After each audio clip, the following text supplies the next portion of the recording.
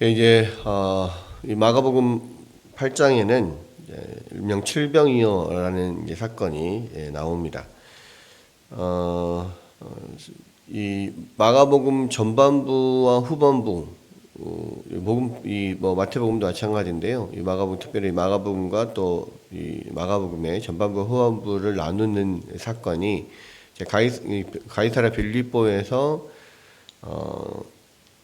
그 베드로의 신앙 고백이죠. 이 가이사랴 빌립보의 그 신앙 고백 그 전후로 해서 마가복음 전반부 후반부 이렇게 나누게 되는데, 이 가이사랴 빌립보에서 나오는 이 사건 거의 이제 그 바로 앞에 부분까지 지금 와 있는 거예요. 그러니까 전반부가 거의 다 끝나가고 있고, 전반부에서는 예수님께서 주로 지금 하시는 것이 예수님이 누구신가에 대해서 계속해서 이제 기적을 통해서 여러 가지 사역을 통해서 나타내고 계십니다. 그래서 예수님은 하나님의 아들 그리스도시다, 이것이 분명하게 보여주는 것들이 이제 전반부고요. 후반부로 가면 이제 가이사랴 빌립보의 신앙 고백 이후에 예수님께서 무슨 일을 하실지를 이야기를 하시는데, 이제 십자가를 지시는 사건, 십자가를 지고 부활하시고 이런 것들이 이제 후반부부터 계속해서 예수님이 언급하시고 또 그 일을 위하여서 달려가는 이제 그런 장면들이 나옵니다. 그래서 이제 그 전반부는 예수님은 누구신가에 대한 이야기고, 후반부는 예수님이 무슨 일을 하시는가에 대한 이야기인데, 오늘은 이제 이제 거의 전반부 끝나가는 무렵에 이제 칠병이어 사건이 이제 일어납니다. 근데 이제 많은 사람들이 이 오병이어 사건과 칠병이어 사건이 비슷한 사건이니까 같은 사건을 두 번 기록한 거 아니냐, 이렇게 생각하는 사람들도 있는데, 이 오병이어와 칠병이어 사건은 이제 일어난 장소도 다르고 또 의미도 좀 다릅니다. 그러니까 오병이어 사건 같은 경우는 이제 가버나움, 갈릴리 호스 군방의 가버나움 근처에서 이제 일어난 일이고, 그 대상이 다 유대인들이 주 대상이었습니다. 그리고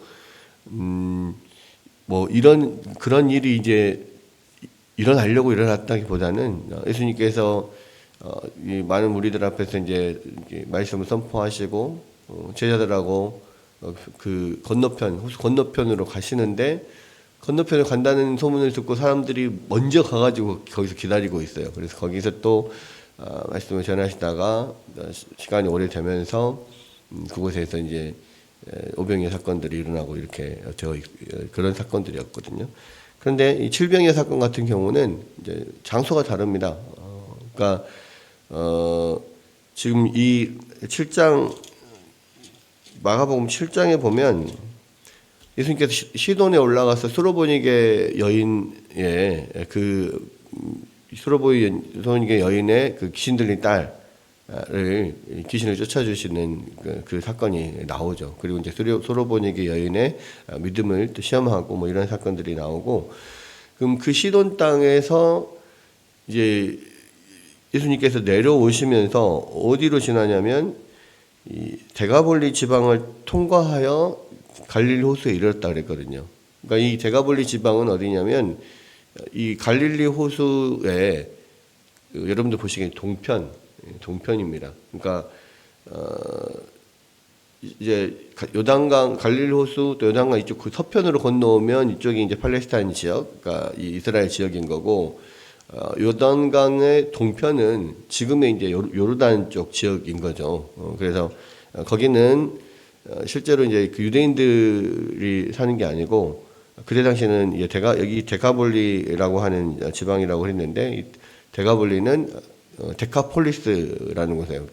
한 10개의 도시들이 모여 있는 곳이 이제 데카볼리인데, 이거는 데카폴리스라고 하는 것 자체가 헬라어인 것처럼 여기는 이제 그런 이방인들이 살던 곳입니다.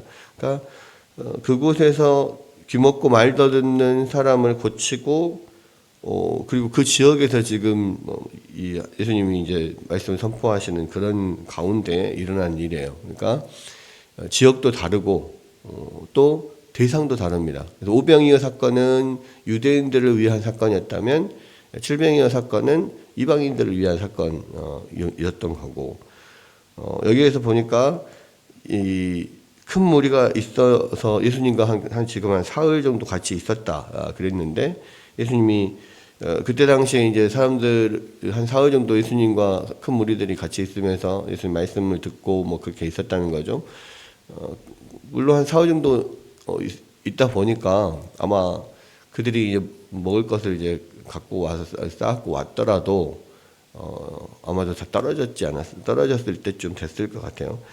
그런데 예수님께서 그 사람들을 보시고 제자들을 불러서 뭐라고 말씀을 하셨냐면, 내가 이 무리를 불쌍히 여기노라. 그들이 나와 함께 있은지 이미 사흘이 지났으나 먹을 것이 없도다. 내가 만일 그들을 굶겨서 집으로 보내면 길에서 기진하리라. 또 그 중에는 멀리서 온 사람도 있느니라. 이렇게 이야기를 하는 거죠. 그러니까 예수님께서 함께 한 사흘 정도 같이 또 말씀을 나누고 했던 이 사람들이 이제 집으로 돌려보내야 되는데, 먹을 것이 다 떨어져서 돌아가는 길에 너무 배고프고 또 그냥 기준에 쓰러질까, 약간 그런 불쌍한 마음들이 들어서 제자들에게 물어봅니다. 그러니까 제자들이 이 광야에서 어디서 떡을 얻어서 이 사람들을 배부르게 할 수 있겠습니까? 라고 이야기를 하니까 예수님이 너에게 떡이 몇 개나 있냐? 7개가 있습니다. 그러니까 갖고 와라 해서 축사하시고 떼어서 나눠줍니다. 또 제자들에게 물어보니까 작은 생선 2마리가 있어요. 또 그것도 떼다가 축사를 하시고 이렇게 나눠줍니다. 그렇게 해서 먹인 사람들이 약 남자만 4,000명 정도 됐고, 남은 조각이 7광주리를 배불리 먹고, 여기서 배불리 먹고 남은 조각이 7광주리를 거뒀다 그랬습니다. 오병이어 사건을 통해서 이 떡과 물고기를 이렇게 나눠 먹은 사람들이 5,000명, 남자가 5,000명이고 남은 조각이 12바구니였잖아요. 근데 이 바구니와 광주리는 좀 다릅니다. 그러니까 이 바구니는 뭐 약간 소쿠리 정도 되는 뭐 이런 소쿠리 같은 이런 바구니를 말하는 거고, 그게 이제 충분히 배불리 먹고도 12바구니가 남았다. 그러니까 그만큼 많이 충분하게 이렇게 넘치게 예수님께서 공급하셨다라는 의미죠. 광주리는요 훨씬 더 큽니다. 그러니까 뭐 소쿠리 같은 게 아니고 약간 큰 가죽 부대 같은 그런 건데, 그 사도행전에서 사도 바울을 이 성 밖으로 이렇게 달아내릴 때 사도 바울을 태워가지고 달아내렸던 게 광주리거든요. 그러니까 사람이 들어갈 만큼 큰 이런 광주리인데, 그게 7광주리 먹고 남은 것만 그렇게 많이 남았다. 그만큼 그렇게 많이 남았다는 것은 그만큼 풍성하게 이제 주님께서 공급하셨다라는 이야기예요. 그래서 결국 이 오병이어나 칠병이어는 예수님이 어떤 누구냐라는 것을 이렇게 보여주시는데, 요한복음에서는 이 오병이어 사건을 통해서 예수님이 그 이야기를 하시죠. 나는 하늘에서 내린 떡이다. 하늘로부터 온 떡이다라고 이야기를 하시는데, 우리에게 생명을 공급하는, 에너지를 공급하는 떡과 같은 그런 분, 우리에게 참 생명을 주시는 분, 그것도 그냥 생명이 아니라 영생을 주시고, 그것도 풍성하게 배부르게 먹고 엄청 많이 남을 만큼의 풍성한 그런 생명을 주시는 분이다. 이것을 보여주시는 거죠. 그리고 이제 오병이어 사건을 통해서 유대인에게뿐만 아니라 칠병이어 사건을 통해서 헬라인에게도 또 모든 이방인들에게도 예수님께서 풍성한 생명을 주시기 위해서 오신 분이시다. 라는 것들을 보여주고, 또 예수님이 어떤 분이신가, 그러한 이 작은 것을 가지고 모든 사람들에게 그것을 그 많은 사람들에게 그 공급하신 만큼의 엄청난 이렇게 풍성한 공급처이실 뿐만 아니라 그것들을 통해서 바로 예수님이 하늘에서 오신 만나, 하늘에서 내리는 만나, 하늘에서 오신 떡, 또 이 바로 하늘로부터 오신 분, 하나님 그리스도 하나님의 아들 그리스도다. 이것을 분명하게 보여주는 거죠. 이런 일들이 사실은 일어나는 뭐 이 세상에서 일어날 수 있는 그런 가능성이 없잖아요. 그러니까 이게 예수님이 하나님 아들 그리스도라는 것을 분명하게 보여주시고 마치 이것은 예전에 이스라엘 백성들이 광야에서 먹었던 만나 같은 그런 그분이구나라는 것을 생각할 수 있어요. 왜? 만나가 뭡니까? 광야에 아무도 없는 그런 아무것도 없는 곳에서 하나님께서 40년 동안 하늘로부터 내려서 이스라엘 백성들을 먹이신 그것이 만나잖아요. 마찬가지로 아무것도 없는 광야에서 지금 4,000명, 5,000명을 예수님께서 먹이셨잖아요. 그러니까 바로 그런 만나 같은 것이고, 이 만나는 하나님이 하늘에서부터 직접 내려주신 것이라는 면에서 예수님도 하늘에서 하나님이 직접 내려주신 그런 분이다 라는 것들을 보여주고 있는 겁니다. 근데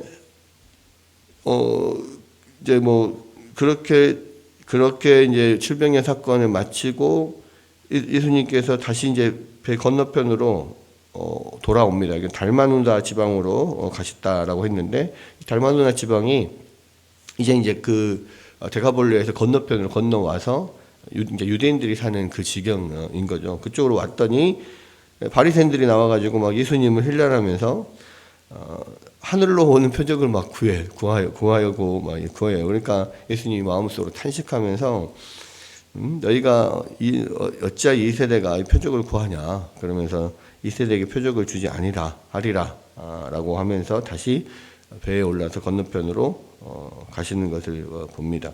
그러면서 이제 그 가시는 도중에 제자들이 떡 갖고 오기를 잊었어요. 그래서 배에 떡이 한 개밖에 없는 거예요. 그러니까 이렇게 그거에 대해서 이제 좀 걱정을 하고 있었는데, 예수님이 이제 그 배 안에서 뭔 말씀을 하시냐면, 경고하여 이르시되 삼가 바리새인들의 누룩과 헤롯의 누룩을 주의하라, 이렇게 말씀을 하시니까 누룩을 주의하라 자꾸 그러니까 예수님이 우리에게 떡이 없는 것을 아셨나 보다, 이렇게 생각하면서 어떡하지? 이제 이렇게 생각을 한 거예요. 그런데 여기서 이제 바리새인의 누룩과 헤롯의 누룩이라는 거는 그 앞에 이제 계속해서 부딪혔던 사건들이 나오는데, 바리새인들과 정결 논쟁으로 막 부딪혔잖아요. 그러니까 이 바리새인의 누룩은 바리새인의 죄가 어떤 그 바리새인의 형식주의, 마음이 없고 겉에 그 정신을 잃고 겉에 남아있는 의식만 남아있고 거기에만 집중하는 그런 형식주의, 이런 것들을 주의하라는 것이고, 헤롯의 누룩은 뭐냐면 이제 헤롯 안디바가 그 자기 동생의 아내인 헤로디아를 취하면서 세례 요한의 막 비난을 받잖아요. 이제 그것 때문에 세례 요한을 가다가 잡았지만, 또 세례 요한의 말을 듣는 걸 좋아해가지고 들으면서 또 찔리기도 하고 막 그러다가 이제 나중에 그 헤로디아 딸 살로메가 잔치 때 이제 춤추고 해가지고 소원을 들어주겠다 했는데 세례 요한의 목을 베서 달라, 이제 그렇게 해가지고 어쩔 수 없이 자기 위신도 있고 체면도 있고 그러다 보니까 그냥 세례 요한이 분명히 하나님이 보내신 선지자임을 알면서도 그것 때문에 어떤 자신의 체면 때문에 세례 요한을 죽이는 이런 일들이 일어나잖아요.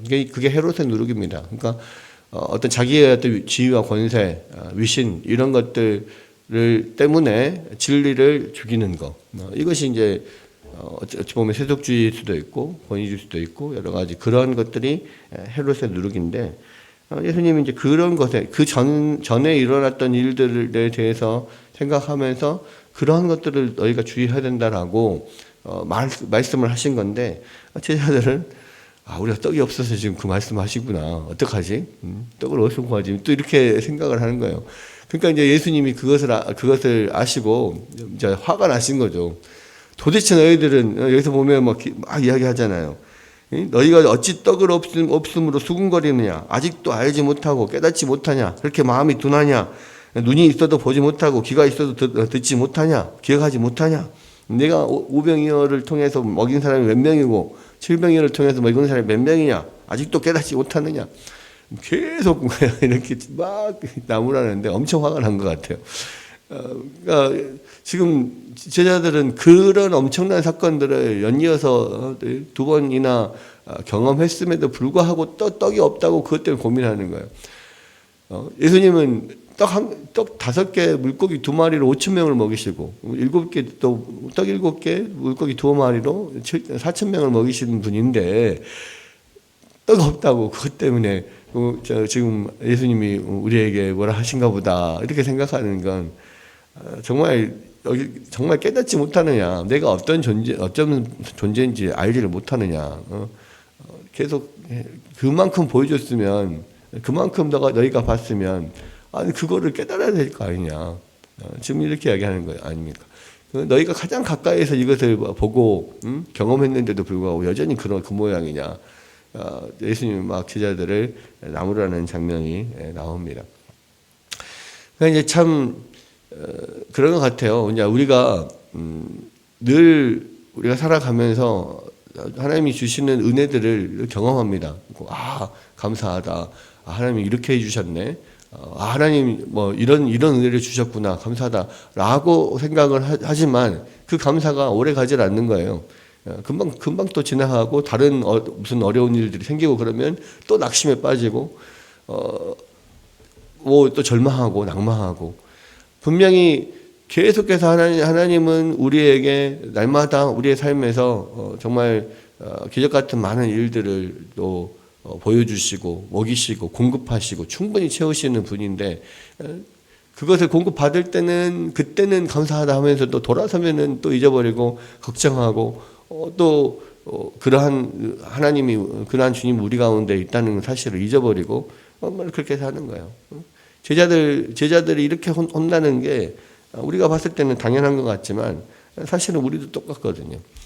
그래서 그러한 우리의 인생을 돌아보면 하나님이 이렇게 우리를 이끄셨고 이렇게 은혜를 주셨구나, 감사하다라고 하지만 현실에서 닥치는 문제에서 조금만 어려움들이 이렇게 생기면 그건 딱 잊어버리고 또 거기에 대해서 고민하고 걱정하고 절망하고 쓰러지고 이런 경우들이 너무 많습니다. 오늘의 이 예수님의 책망이 우리를 향한 책망인 것을 우리가 생각하고 다시 한번 예수님은 우리 안에 정말 풍성하게 모든 생명을, 모든 것을 공급하시는 그러한 주님이심을 우리가 기억하면서 오늘도 또 주님 앞에 또 우리의 필요를 구하고 또 감사하고 주님을 붙들고 함께 기도하는 아침이 되었으면 좋겠습니다.